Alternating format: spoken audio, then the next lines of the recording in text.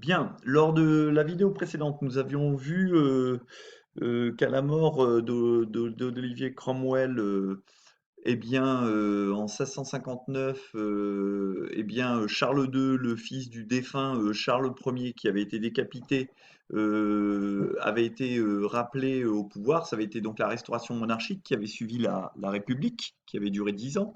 Et donc Charles II était resté au pouvoir pendant 25 ans, en entretenant, bon an, mal an, des relations avec le Parlement. Et le Parlement qui avait réussi à faire passer en 1679 l'habeas corpus, qui visait à lutter contre l'arbitraire et à garantir certaines libertés pour les accusés, pour les prisonniers, et notamment le droit de se voir notifier rapidement dans les 3 jours la raison pour laquelle ils ont été emprisonnés et le droit à un procès équitable.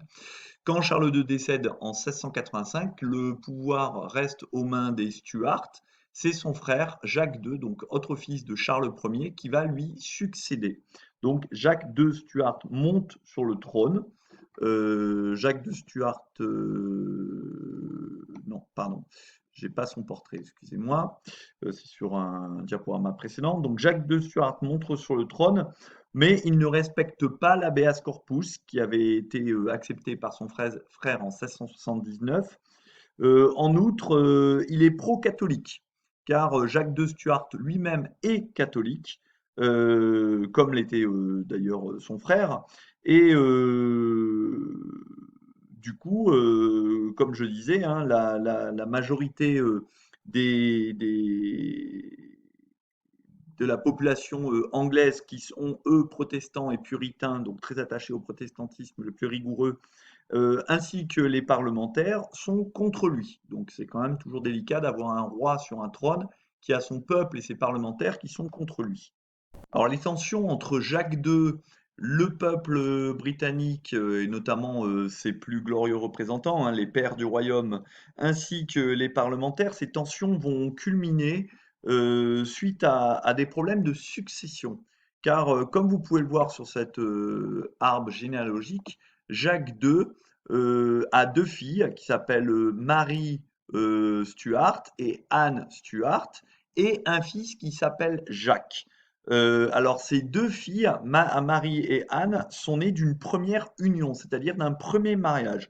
Ensuite, il s'est remarié et lors d'une seconde union, lors d'un second mariage, il a eu un fils, Jacques-Édouard, ça fait très smart, Jacques-Édouard, dit Jacques, que Jacques II va désigner comme son successeur.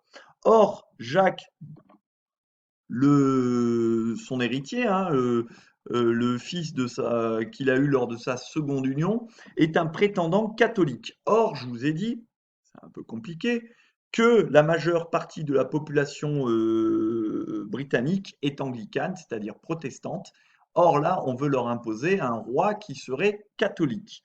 Donc les parlementaires, eux, vont plutôt s'opposer à cette décision et ils en appellent à Marie, donc sa fille aînée, Marie qui est donc la fille de Jacques, qui est une Stuart, donc une descendante directe du roi précédent, et cette Marie Stuart ou Marie II qui est en outre mariée à un personnage qui s'appelle Guillaume III d'Orange. Et qui a l'excellente qualité d'être un prince protestant. Alors, le royaume d'Orange, ça correspond grosso modo à une partie du royaume des Pays-Bas aujourd'hui. Donc c'est un prince protestant. Et donc le fait que Marie soit mariée avec ce prince protestant, et que de fait, si Marie accédait au trône, eh bien Guillaume III deviendrait roi, eh bien c'est une solution qui satisfait beaucoup plus les parlementaires britanniques ainsi que le peuple britannique. Et donc l'opposition va être de plus en plus forte. En outre, Jacques II est un roi qui est jugé beaucoup trop autoritaire, hein, toujours cette volonté des Stuarts de vouloir établir une monarchie absolue. Et du coup, il va être contraint de prendre la fuite. Et il va se réfugier où? Eh bien, dans le pays qui lui sert de modèle, hein, et qui servait de modèle déjà à son père.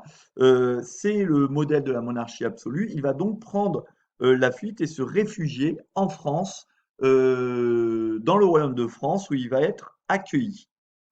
Euh, et il prend notamment la fuite au moment où Guillaume d'Orange, soutenu par les parlementaires britanniques, va débarquer en Angleterre en 1688. Là, le roi Jacques II sent que son heure est venue, et comme il a le souvenir que son père en a perdu la tête, au sens propre comme au sens figuré, eh bien, il préfère à ce moment-là s'enfuir et se réfugier en France. Le Parlement, eh bien, jugeant que sa fuite en France est une abdication, eh bien, le Parlement prononce son remplacement par le roi Guillaume III d'Orange, donc l'époux de Marie II Stuart. C'est le début de ce qu'on va appeler la Glorieuse Révolution.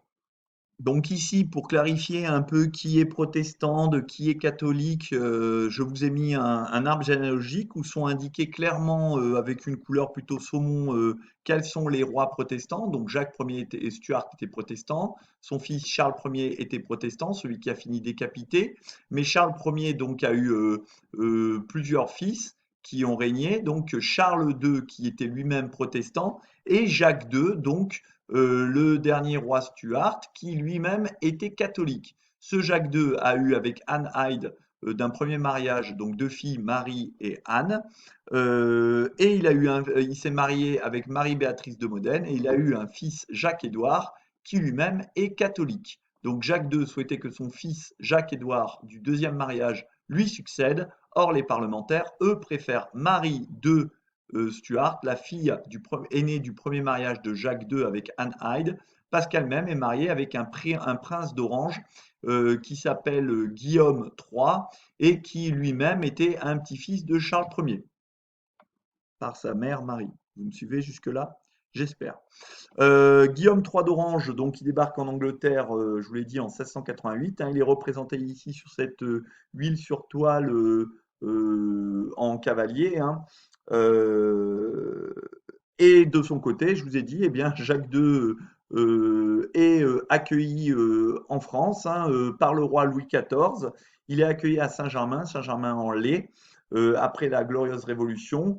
Et d'ailleurs, c'est à Saint-Germain-en-Laye qu'il sera enterré parce qu'il ne pourra jamais retourner évidemment en Angleterre où il aurait été immédiatement arrêté et exécuté puisque on considère qu'il a abdiqué et que en plus il était vu du coup comme un ennemi de l'État.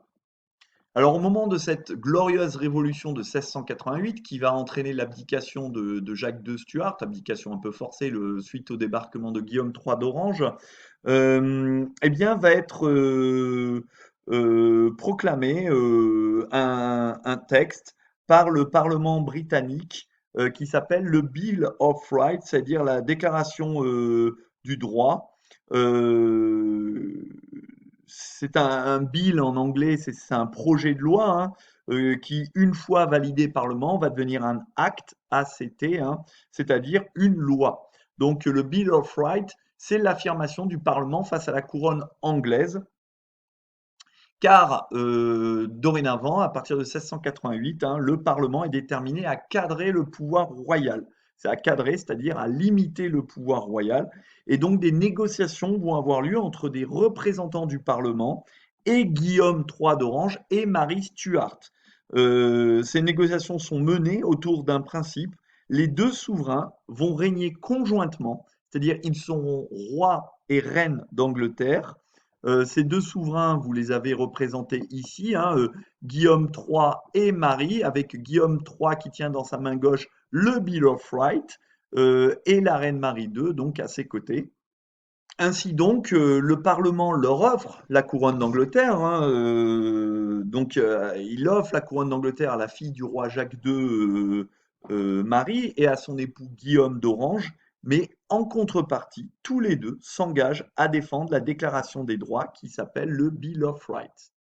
Et c'est justement sur cette Déclaration des droits ou Bill of Rights que je vous demande de travailler pour la prochaine séance. Travail évidemment que l'on corrigera lors de la vidéo suivante. Voilà, je vous souhaite bien du courage, une bonne journée à vous et puis je vous retrouve très bientôt lors de notre prochaine vidéo.